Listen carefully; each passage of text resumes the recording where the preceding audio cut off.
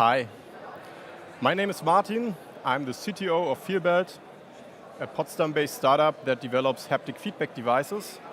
And today I want to talk with you about haptic feedback and virtual reality. Specifically, how to make scenarios like in Ready Player One real, so that you can feel the virtual reality as actual reality. How to make it actual real with the integration of the feeling itself. First, let's talk about the future vision, the big vision we have. The big vision is to create some kind of hyper-realistic virtual reality, so that you have the feeling that the virtual reality is the actual reality. You know those scenarios from the movie Ready Player One. If you haven't watched it so far, watch it, really good movie. It's about a future where people living in a society where they have some kind of metaverse where they can join in and out whenever they want, and they can play games there, having a job, doing whatever you want, but in virtual reality. So how can we make such a thing hyper-realistic so that the virtual reality feels like the actual reality? To answer this question, first we need to define what is reality. I'm an engineer, so I'm going for the easiest approach, which is just Googling, picking Wikipedia, and citing the first sentence, which is, reality is the sum or aggregate of all that is real or existent within a system, as opposed to that which is only imaginary. What does it mean? It means reality is the sum of everything we perceive. But to get an idea how we can create a virtual reality that is hyper-realistic, we need to dig a bit deeper. So it's about human perception. It's about what happens in your brain. Your brain perceives a lot of different things like visuals, like audio signals, like haptics. And from the very beginning when you're born, your brain starts to recognize those things and try to put things into categories to decide what is real and what is not real. So let's look a bit deeper into this, into the human body from a tech perspective. I'm a techie, so I like to describe it in the way that we can think of our brain as some kind of supercomputer. It's like the CPU that drives the whole body. And this supercomputer is connected to a lot of other sensors. We have two optical sensors, our eyes. We have audio sensors, our ears. We also have a big sensor for haptics, which is our skin. We have sensors for taste. We have sensors for smell. And all those things are getting, all those sensors sending signals all the time to our brain. And from this, our brain tries to decide what's happening and what's actually real and what's not real. If we look a bit more into the human biology, we can come up with the 5 senses of human perception, which are the sight, the sound, the touch, the taste, and the smell. So these are the things we can perceive, and these are the things that reach our brain and that leads our brain to make decisions what is real and what not. And a few thousand years ago, an ancient scientist called Aristoteles, he thought about the 5 human senses and tried to figure out which are the most important for deciding what's real and what's not, and which is the least important. And he came up with this order. He said the sight is the most important sense, followed by the sound, what you hear, followed by the touch, the haptics, then the taste, and then the smell. So these are the things that we need to consider when we try to create hyper-realistic virtual reality.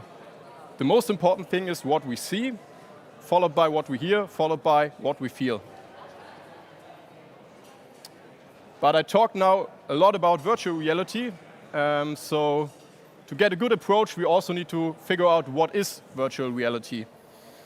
Same approach as before, just citing the first sentence from Wikipedia, and it says, virtual reality, or VR, is a simulated experience that can be similar to or completely different from the real world. What does it mean? When you think about virtual reality, probably most of you guys thinking about VR glasses and think about metaverse and think this is virtual reality. But that is virtual reality, but virtual reality starts way before this. Virtual reality means also things like movies, where you also create a simulated experience.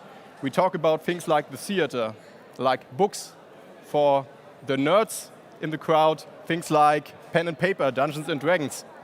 That's also some kind of virtual reality. So, knowing this, let's have a brief look about the historical development of virtual reality. One of the first virtual realities in human history are things like music and theater. So that's actually where virtual reality started. It continues with books, stories, storytelling. That's also some kind of virtual reality.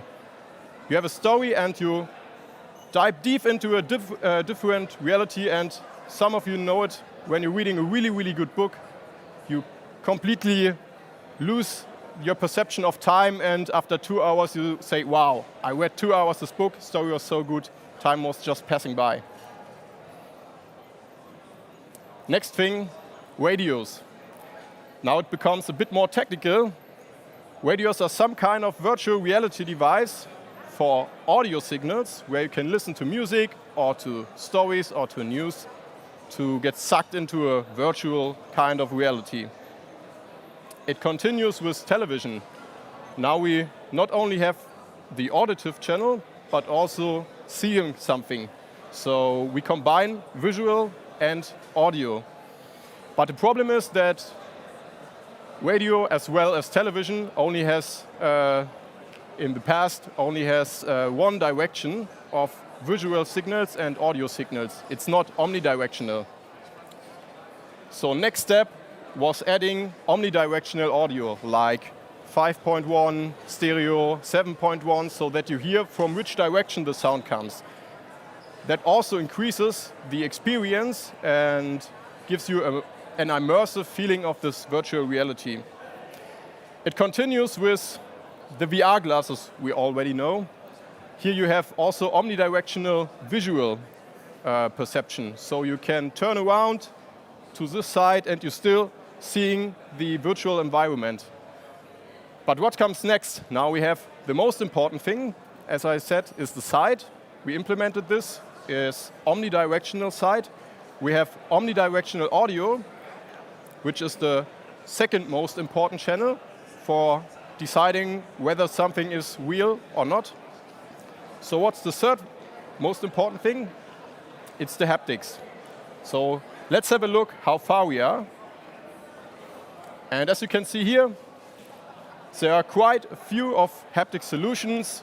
On the one hand, you have rumble feedback in controllers, like in PlayStation 5 controller, Xbox controller, you know this one. You have those treadmills where you can run in virtual reality so that you have the feeling that you move your body while you are not moving in actual reality. You have those sim racing things where you have steering wheels that give you force feedback and the feeling of a real vehicle that you are driving.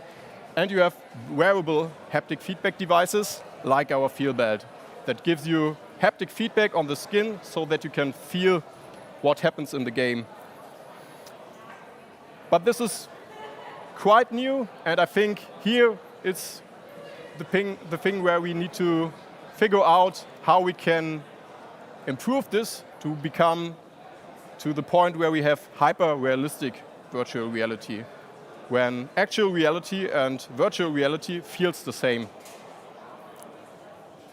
So let's have a look into future opportunities of virtual reality. So one thing is improving the sight as well as the audio. There are things that can be improved, like higher resolutions in VR glasses, better sound with headphones, smaller VR glasses. The most of them are very big, so this also reduces the immersion. If you have smaller ones, this could be better. But we are very far at this point, so I think this is not the high-impact thing to create hyper-realistic virtual reality. What other approaches we have? We have two more senses that we did not spoke about, like smell and taste. We can try to integrate this into the virtual reality. But as we know, the impact of this is not as high as the impact of haptics. So I think the most important thing is creating better haptic feedback devices. This is the best way to create hyper-realistic reality in near future. But what can we do for it? One approach would be better treadmills, so that you have omnidirectional treadmills where you can run without that you are holding on your waist, and that you have a hyper-realistic feeling of walking. This could increase the immersion by a lot. Another approach is the one that I like most, better wearable haptic devices. We have a feel belt. This is only a belt. You can extend this to a full body suit. You can improve this, for example, that you have omnidirectional haptics, so that you can feel walls or that you can feel objects in the virtual reality, so that it feels like the actual reality. And one thing, but this is more of a far-away future opportunity, but also very interesting, human-machine interfaces, so that you have a connection to a device and your brain, and this device gives signals to your brain that simulates some kind of perception. I know Elon Musk is doing something like this. Maybe in 10, 20 years we have something like this.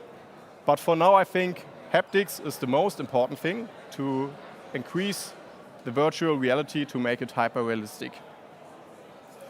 So what's the last thing I want to say?